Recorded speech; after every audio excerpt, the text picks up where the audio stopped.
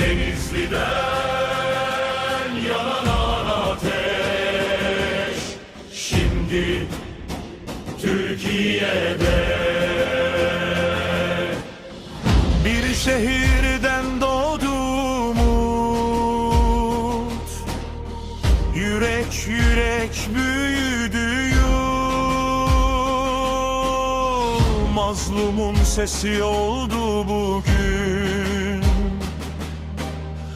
milletle yürür güçlü yol. Denizli'den